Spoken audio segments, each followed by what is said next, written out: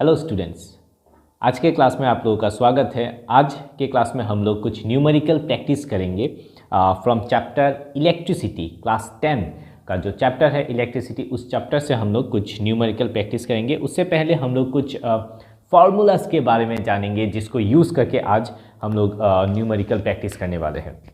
Obviously Ohm's law के base के ऊपर हम लोग कुछ प्रैक्टिस करेंगे। उससे पहले और भी कुछ फार्मूलाज हम लोग यहाँ पे लिखेंगे जिसके ऊपर बेस करके हम लोग कुछ न्यूमेरिकल्स प्रैक्टिस करेंगे। सो स्टार्ट करते हैं न्यूमेरिकल्स। फर्स्ट ऑफ ऑल हम लोग कुछ फार्मूलाज लिखते हैं यहाँ पे। सो फार्मूलाज,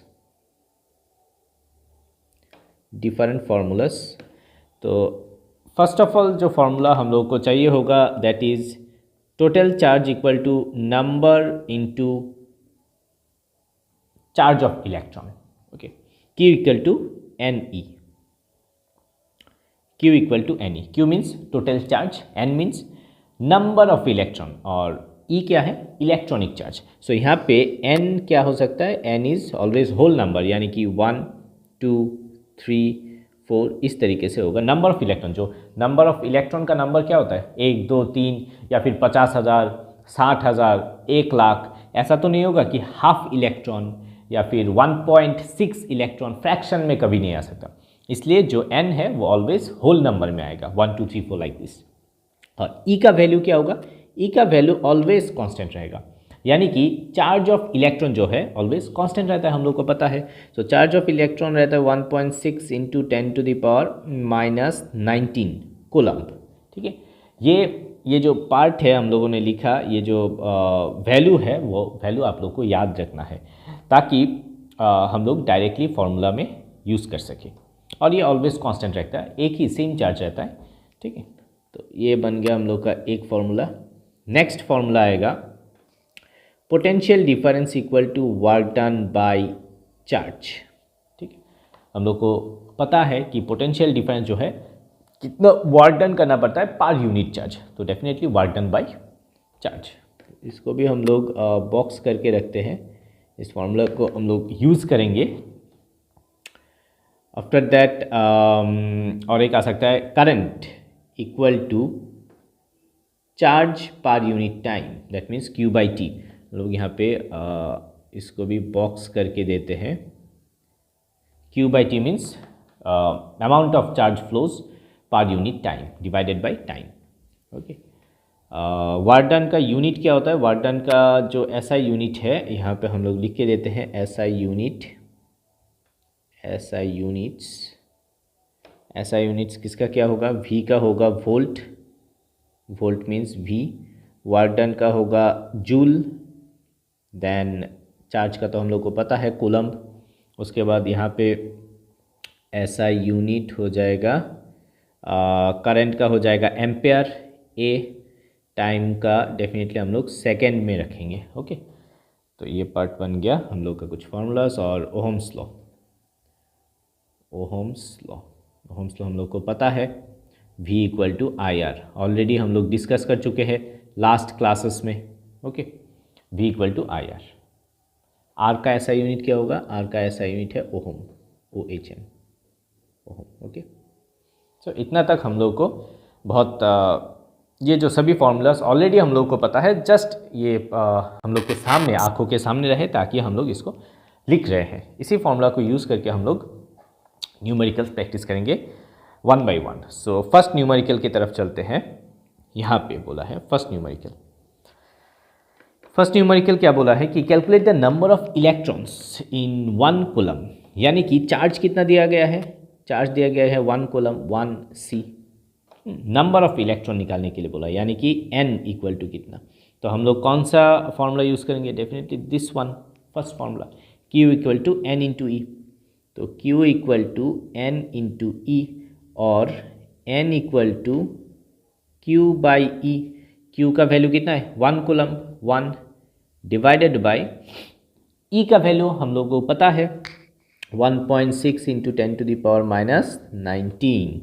तो नंबर इसका जो वैल्यू आ जाएगा it will be equal to, इसको अगर हम लोग डायरेक्टली कैलकुलेट करते हैं वो आ जाएगा 6.25 इंटू 10⁻18 नंबर्स, 18 इलेक्ट्रॉन्स। ठीक है, तो ये है answer.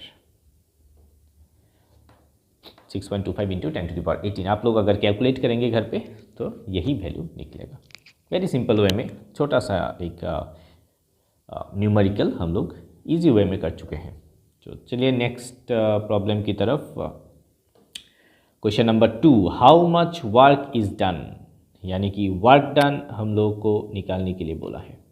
In moving a charge of 2 coulomb Q equal to 2 coulomb across 2 points having potential difference, कितना दिया हुआ है, पोटेंशियल डिफरेंस दिया हुआ है V इक्वल टू 12 वोल्ट। तो हम लोग को पता है कि V equal to W divided by Q और work done equal to V into Q। So V कितना है 12 multiplied by Q 2 which will be equal to 24। Unit क्या होगा, जूल।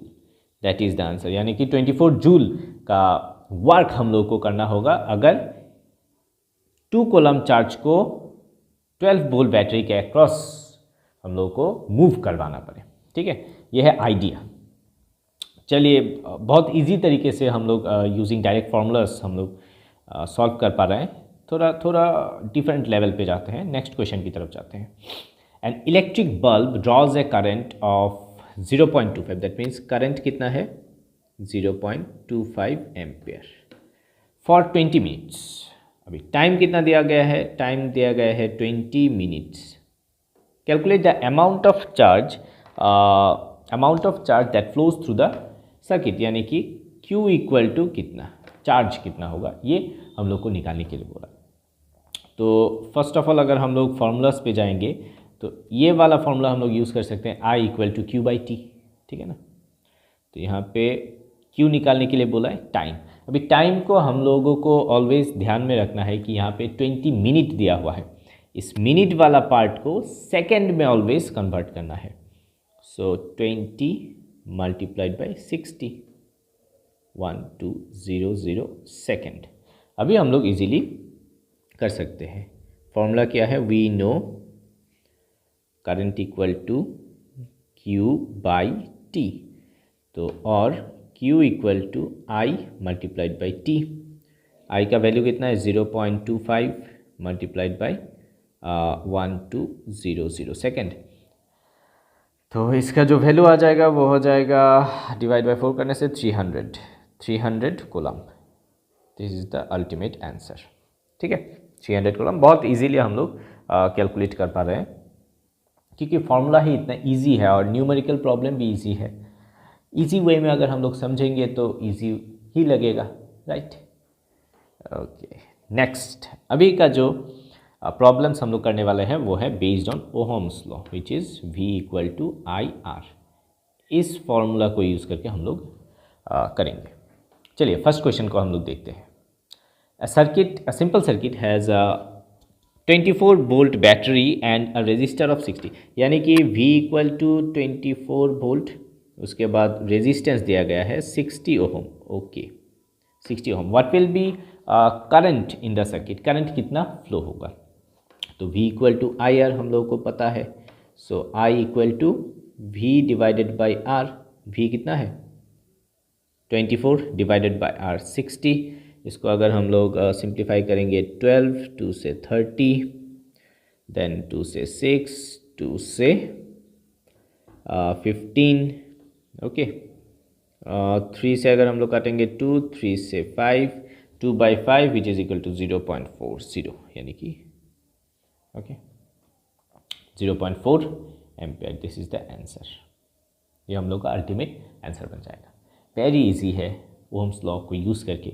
अभी थोड़ा डिफरेंट टाइप में थोड़ा जाते हैं। ये वाला जो न्यूमेरिकल प्रॉब्लम है ये थोड़ा दिमाग लगाने वाला है। ठीक है, इसको हम लोग किस तरीके से सॉल्व करेंगे, आइए चलिए फर्स्ट ऑफ ऑल क्वेश्चन को समझते हैं अच्छी तरीके से। एंड इलेक्ट्रिक आयरन हम लोग को पता है जो ड्रेस प्रेस करने के लिए होता है। Electric iron draws a current of 3.4 ampere from 220 volt. 3.4 ampere current लेता है 220 वोल्ट सप्लाई से। What current will this electric iron draws when connected to 110 volt. ये थोड़ा ट्विस्ट कर देने वाला है। क्या बोला है कि 110 वोल्ट पावर सप्लाई में अगर हम लोग उसी इलेक्ट्रिक आयरन से काम करेंगे तो तब करंट कितना ड्रॉ करेगा। तो इसको हम लोग समझते हैं अच्छी तरीके से।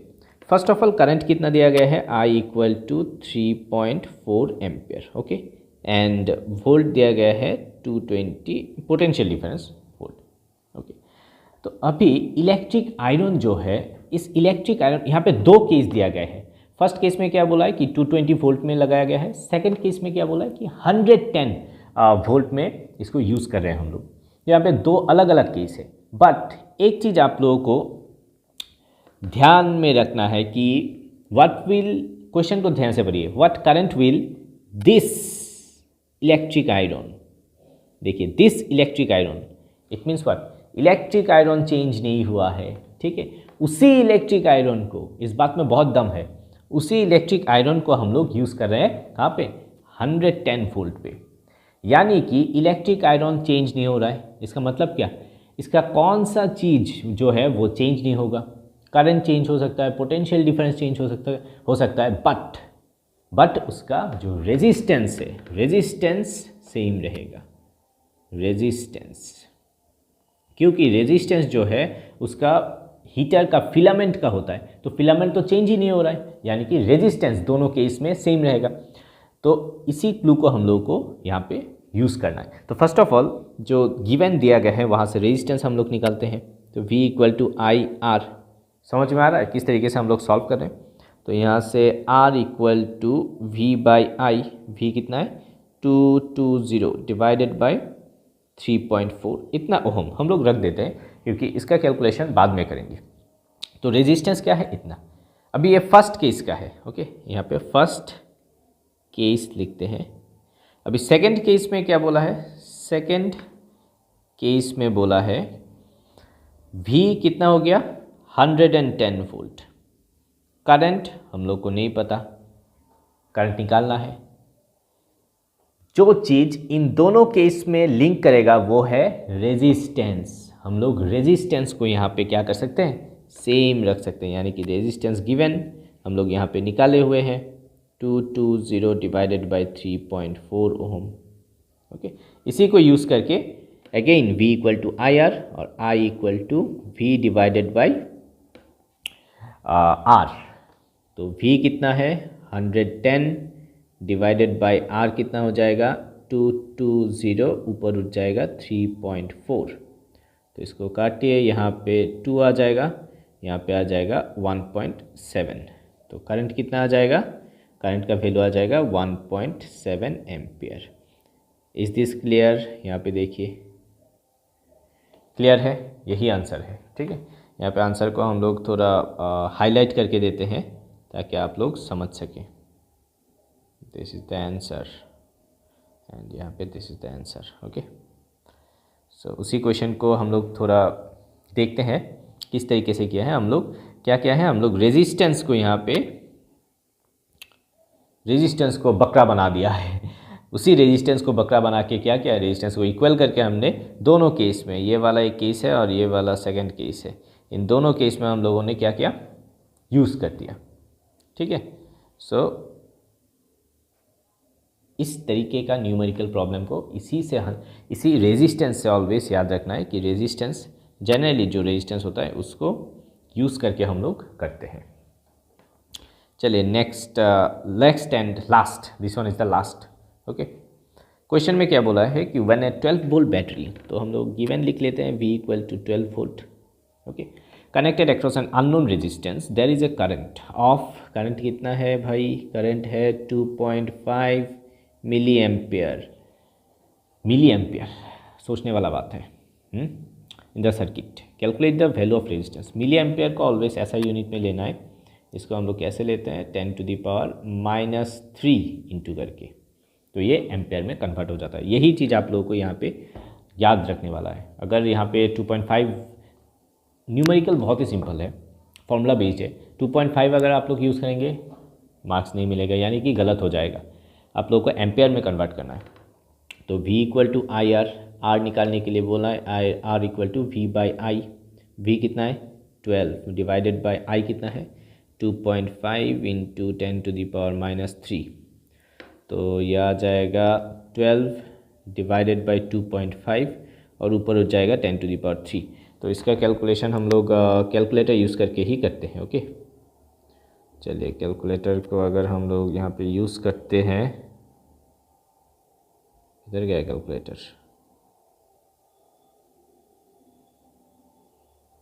हाँ कैलकुलेटर में यूज़ करेंगे 12 डिवाइडेड बाई 2.5 आ जाएगा 4.8, यानी कि यहाँ पे हम लोग लिख सकते हैं 4.8 इंटू 10⁻³ ओम। ओके, इसको हटा देते हैं। So this is the answer, this is the ultimate answer. चलिए, इज़ द अल्टीमेट आंसर। तो हम लोग वेरी इजीली सिंपल वे में हम लोग बहुत सारे न्यूमेरिकल प्रॉब्लम को यहाँ पे सॉल्व किए हैं। आगे और भी डिफरेंट टाइप का न्यूमेरिकल प्रॉब्लम आप लोगों के सामने लेके आएंगे, और डेफिनेटली नेक्स्ट का जो ऑलरेडी यहाँ पे लिख के देता हूँ, नेक्स्ट का जो वीडियो आएगा वो है सीरीज़ एंड पैरेलल कॉम्बिनेशन के ऊपर next video. Okay, so stay tune and channel पे आप लोग सब्सक्राइब कीजिएगा so that you can get the notification of new video का आप लोग नोटिफिकेशन मिल सके और आप लोग डेफिनेटली प्रैक्टिस कर सके। So with that, thank you very much and all the very best for your exam. Thank you.